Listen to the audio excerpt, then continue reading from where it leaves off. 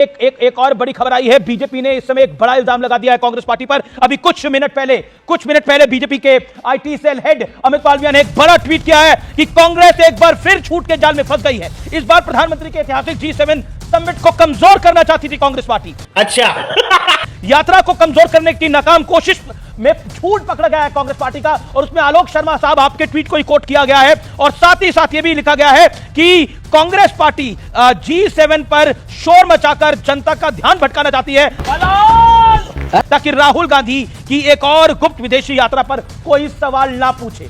यानी आप G7 summit में जो प्रधानमंत्री मोदी गए हैं उसको हैम्पर करना चाहते हैं और राहुल गांधी को बचाना चाहते हैं। यो टेक आलोक शर्मा, और आपके ट्वीट को ही कोट किया गया है इसमें। यही करते करते आज इस देश का मीडिया गटर के भी पार चला। दुर्भाग्य यह है कि जिस तरह से G7 में नहीं बुलाने का भी तमाम मीडिया से खबरें पता चली कि मोदी जी को लेट इनविटेशन आया और उसमें भी काफ़ी सरकार को प्रयास करने पड़े, और पिछली बार जब ट्रंप जी का शपथ ग्रहण समारोह था उसमें भी नहीं बुलाया गया, उसमें भी तमाम तरह की खबरें पूरे देश ने देखी कि किस तरह से क्या हो रहा है। You are a good question. दुर्भाग्य यह है कि जब विदेश नीति पूरी तरह से अडानी नीति हो जाए कि मैं अपने मित्रों को जाकर वहां पर श्रीलंका में सौदे दिलवाऊं, बांग्लादेश के सौदे दिलवाऊं, ऑस्ट्रेलिया के सौदे दिलवाऊं, और सेल्फ प्रमोशन पर निर्भर हो जाए, जब वहां के एम्बेसडर और तमाम स्टाफ इसी काम पे रहे कि मोदी जी आ रहे हैं तो किस तरह से वाह वाह मोदी, जय जय मोदी करवानी है, तो मुझे लगता है कि कहीं ना कहीं पूरी तरह से विदेश नीति जो है वो पूरी तरह से वो पीछे चली जाती है, और उसका जो वास्तव में उपयोग होना चाहिए वो नहीं हो पाता है। सही पकड़े हैं। यही कारण है कि सुषमा स्वराज जी जब विदेश मंत्री बनी उससे लेकर अभी तक मैक्सिमम दौरों में कोई विदेश मंत्री मोदी जी के शायद फ्रेम में भी किसी को नजर नहीं आया होगा, कि क्योंकि मोदी जी सेल्फ प्रमोशन में बहुत ज्यादा विश्वास रखते हैं, बहुत सारे कैमरे उनके साथ चलते ही हैं। समझ रहे हो? मुझे लगता है कि कोई अगर पर्सनल लेवल पर जा रहा है और सरकारी खर्चे पर जा रहा है, तो सरकारी खर्चे पर अगर कोई जा रहा है, देश के प्रधानमंत्री जी हो चाहे कोई और सांसद हो या कोई भी हो, तो सरकार पूछती है कि भाई टैक्स पेयर्स के पैसे से देश को वास्तव में मिल क्या रहा है। क्या हमारे सारे पड़ोसी आज हमसे दूर नहीं हो गए? क्या बांग्लादेश में कट्टरपंथियों का शासन नहीं हो गया? श्रीलंका में चाइना ने काबिज नहीं हो गया? रुको जरा, अफगानिस्तान में कट्टरपंथी नहीं आ गए? क्या पूरी तरह से आज चारों तरफ से हमारी विदेश नीति फेल होने के कारण सारे पड़ोसी जो हैं वो पूरी तरह से हमारे खिलाफ तो नहीं है?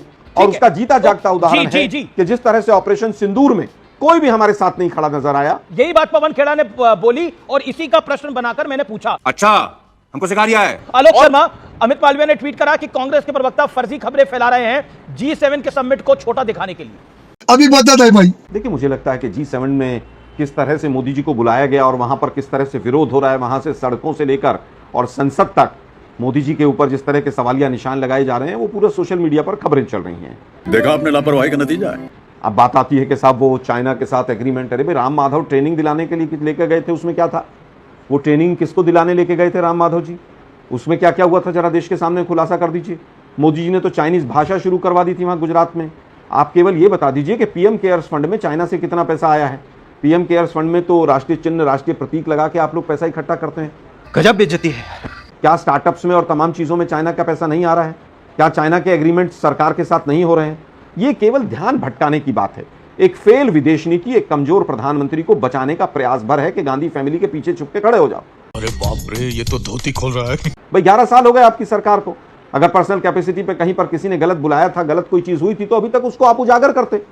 आप कह रहे हैं कि साहब यूनियन कार्बाइड, अरे भाई यूनियन कार्बाइड तो जिस समय पर 2.5 साल इमरजेंसी के बाद सरकार आप लोगों की रही, जिसमें मोरारजी देसाई जी प्रधानमंत्री रहे, उस समय पर भी काम कर रही थी। क्या आपने बदल दिया था? क्या आपने हटा दिया था? क्या उसने आपने उनको भगा दिया था? और यूनियन कार्बाइड के वकील कौन कौन थे? सुधांशु भाई तो काफी विद्वान है, समझते होंगे। वो व्यक्ति शायद बाद में लॉ मिनिस्टर भी बने हो। साला ये दुख का खत्म नहीं होता बे। मैं तो केवल ये कह रहा हूं कि पहली बार इतिहास में हो कि रशिया और पाकिस्तान के बीच में मिलिट्री एक्सरसाइज साथ साथ होती हैं। पहली बार हुआ है कि यूएसए से हथकड़ियां और बेड़ियां लग के लोग यहां पर हिंदुस्तान में भेजे गए। क्या आपने अमीश जी न्यूज 18 पर कोई एक ऐसा फोटो दिखाया जिसमें पाकिस्तान के बच्चों को भी भेजा गया हो, या नेपाल या बांग्लादेश के बच्चों को भी हथकड़ी लगा के भेजा गया हो? केवल हिंदुस्तान के साथ ऐसा हुआ तो जरूर पूछा जाएगा कि मोदी जी आपके जो मित्र हैं ट्रंप साहब, वो क्या कर रहे हैं? लेकिन आलोक शर्मा, एक आपने जली ना, तेरी भी जली ना। कांग्रेस का प्रवक्ता एक फेक न्यूज फैक्ट्री की तरह काम कर रहा है। मतलब कुछ भी लड़का जो काम करता है मैं उससे बात करके देख लूंगा, अगर कोई चीज उसमें होगी तो उसको हटा दिया जाएगा, कोई बहुत बड़ी बात नहीं है। मेरे ट्वीट से कोई विदेश नीति का लेना देना थोड़ी ना है। बिल्कुल आपके ट्वीट से विदेश मैं तो ये कह रहा हूं कि किस तरह से, लेकिन बीजेपी आरोप लगा रही है कि ये प्रोपेगेंडा आप लोग चला रहे हैं। आप कुछ भी बोलो, ये नहीं सुनने वाला। बीजेपी का काम तो आरोप लगाना ही है। बीजेपी तो ये बताए ना कि पाकिस्तान को जो एंटी टेररिज्म पूरा यूनाइटेड सिक्योरिटी काउंसिल का एक विंग है, उसका उपाध्यक्ष पाकिस्तान को कैसे बना दिया बीजेपी? इस पर कोई ठीक है, ये लाजमी सवाल है, ये लाजमी तालिबान सवाल है, के खिलाफ और का ये जो जायज सवाल प्रपोजल है, है, इसका जवाब लेना चाहिए। अब आए ना लाइन पे। माननीय प्रधानमंत्री जी ने 72 देशों की 72 बार में 88 देशों की यात्राएं की। तो आप ये बताइए अमीर जी, उसमें हमको मिला क्या? हाउडी मोदी या नमस्ते ट्रंप मिला? ये सिर्फ क्या एक इवेंट मैनेजमेंट तक के तो नहीं रह गया? नहीं तो आपकी तो डिप्लोमेसी ये थी कि रशिया यूक्रेन की लड़ाई में यूक्रेन के साथ खड़े हो जाओ, इजराइल और हमास के आतंकियों की लड़ाई में हमास के आतंकियों के साथ खड़े हो जाओ। हाँ बेटा, लगता है तुम गू खा के ही मानोगे। देखिए अमीर जी, रशिया और यूक्रेन की जहां तक बात है, उसका तो युद्ध मोदी जी ने रुकवा दिया था, करवाली बेइज्जती। लेकिन बार बार डोनाल्ड ट्रंप 12 बार बोल चुके हैं, उनके तमाम स्पोक्सपर्सन बोल चुके हैं, यहां तक कि पुतिन साहब ने भी बोला कि यूएस प्रेसिडेंट की वो हां में हां मिला रहे हैं। तो एक तरफ मोदी जी रशिया और यूक्रेन का युद्ध रुकवा रहे हैं और दूसरी तरफ भारत में सीज फायर डोनाल्ड ट्रंप करा रहे हैं, जिसकी की तस्दीक पुतिन साहब भी कर रहे हैं। जनता को आप मूर्ख समझना बंद कर दीजिए। ईरान और इजराइल आपस में भिड़े पड़े हैं और आपके प्रवक्ता, आपके नेता इजराइल को लेकर क्या बयान दे रहे हैं, मुझे बताने की आवश्यकता नहीं है। आप कुछ ना कुछ तो गड़बड़ जरूर है। देखिए सुधांशु जी अच्छे आदमी हैं, इसमें कोई दो राय नहीं है। मुझसे डिबेट में इन्होंने कहा था कि मेरी पाकिस्तान के जो वहां के नागरिक हैं उनसे कोई दुश्मनी नहीं है। यह सुधांशु जी का स्टेटमेंट था मेरे सामने। अरे कहना क्या चाहते हो? तो मैं ये जानना चाहता हूं कि गाजा में जो 60,000 नागरिकों का, निर्दोषों का, जो खाना खाने से महरूम रह गए, पानी पीने से महरूम रह गए, उनका जो कत्ल हुआ उसी इजराइल ने किया जिसको होलोकॉस्ट का सामना करना पड़ा था। तो क्या ये सही है कि गलत है?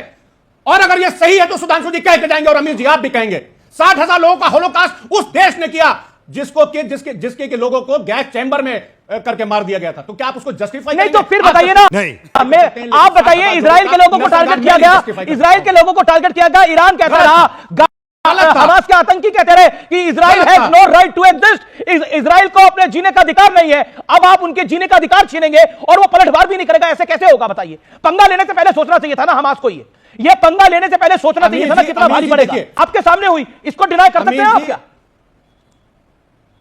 अमीर जी मैं इसको भी डिनाई नहीं कर सकता हूं जोड़े हुए कि हमास के लोगों ने, अरे कौन जोड़े हुए? यार जुड़वा रहे हैं, मुझे बोलने ही नहीं दे रहे हैं आप। मैं जो बोल रहा हूं कि हमास ने इजराइल के साथ शुरुआत की वो गलत की, वो नहीं होना चाहिए था, वो नहीं होना चाहिए था। मैं कंडेम करता हूं, लेकिन 60,000 लोगों का जेनोसाइड भी गलत है, उसको कंडेम करना पड़ेगा, उसको हमको बोलना पड़ेगा, सुधांशु जी को बोलना पड़ेगा, आपको भी बोलना पड़ेगा। सुधांशु जी एक सेकंड, बस हवा निकल गई। ये क्या हो गया? G7 में मोदी जी को न्योता नहीं आ रहा। आप चिल्ला रहे थे, नहीं चिल्ला रहे थे मेरे कार्यक्रम के अंदर? आज आप अपने शब्द को वापस लेते हैं। बिल्कुल चिल्ला रहे थे जी। आपको लगा आपने जल्दबाजी करी और गलत बोला?